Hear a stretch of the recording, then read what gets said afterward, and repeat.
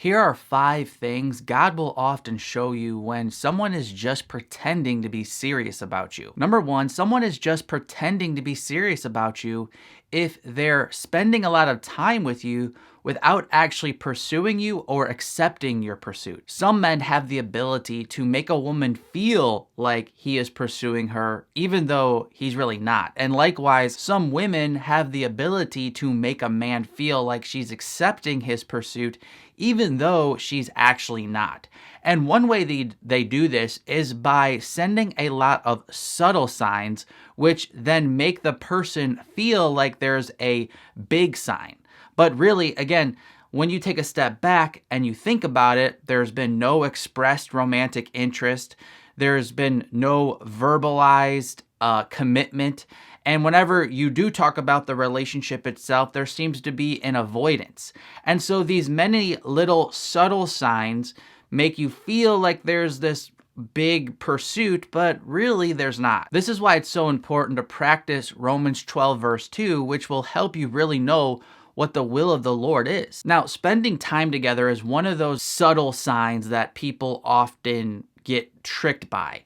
Now, to be fair, spending time together is a needed variable for real pursuit to occur or accepting pursuit, but spending time together in and of itself is not actually pursuing you or accepting pursuit, if you're the man thinking about a woman here. A lot of people just spend time with another single person because they maybe like the attention, or they're trying to wear that person down for a sexual experience, or they're just filling their time before they meet someone that they're actually interested in a romantic way. All that to say, if you're spending weeks or months with someone and there's no real concrete evidence that this person is pursuing you or accepting your pursuit, then you should really part ways because this person's just pretending to actually be serious with you. Number 2, this person's just pretending to be serious about you if they're verbally expressing interest, but they're not actually spending time with you. So this is the flip side to the previous point. Because of technology and the ability to stay in contact all the time without actually being physically present, there's a big temptation these days for people to fall in love, so to speak,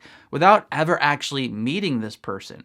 And years ago, that would have just been a really foreign concept that most people would have been like, what are you talking about? Why would I ever fall in love with someone that I'm not actually even spending time with? But again, because of video, you feel like you're there with that person when you're spending time with them digitally through constant text and other means of communication through technology.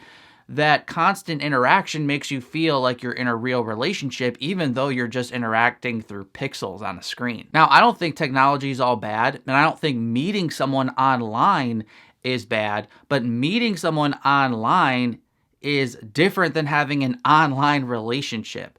That should not be the goal. An online relationship is not a real relationship when it comes to romance. So you want to think about leading towards marriage. When a marriage occurs, the husband and wife have to spend the majority of their time together for it to be healthy. And likewise, if you want to lead towards that in your future with someone one day, you have to spend time with them in the flesh. Now, I get a lot of questions about long distance relationships. And basically, my summary is that if you just met someone like internet based and it's long distance and you don't know that person, you've never seen that person, I think that's a lot less likely to work, and it's probably going to be unhealthy at some point. It's going to be very difficult to progress into a real relationship with someone that you've never met and it's long distance. Long distance to me makes more sense when you already have grown with that person in friendship or some sort of face-to-face interaction, and then for some reason you need to date long distance, maybe a job or schooling or something happens in life where someone needs to move, makes a lot more sense. Or if you meet someone online that you've never met, but you can make semi-regular face-to-face interactions, then that could work. But the long-distance relationships where it's just constantly long distance, you never really get to meet this person, is usually not going to be a serious relationship. Number 3, this person is not really serious about you if they just disappear and reappear without any good explanation. So at times there's people who just really need to take a break from relationships in general. They need to heal, or maybe they get really busy at work and they just need to focus on work right now. And if you're at that point with that person where it's not that serious, it's not that big of a deal if they tell you, hey, I'm really busy right now. I'm going to be kind of disappearing for a while. Or, hey, I just need to, take a break and heal after this other relationship. And I'm just going to, have to take some time for myself. And then maybe some time goes by and you two reconnect. That's not a red flag. What is a red flag is when someone just randomly disappears, things seem to be going good, and then they reappear. And they either don't give you an explanation and just act like everything's normal and they're just there again, or they give you an explanation, but it's basically just an excuse. So just remember that if someone actually cares about you or is a mature, respectful person, they're not just going to disappear and reappear. They're going to at least explain that before they disappear. So if you're going to try to treat someone as you want to be treated, to be in a healthy romantic relationship, you need to be with someone who's going to hold themselves to that same standard. Number 4, this person's not really serious about you if they're still seeing other people. Now, to get into the weeds a little bit with some dating terminology, I don't believe it's wrong to go on multiple dates with other people if you're just going on dates, right?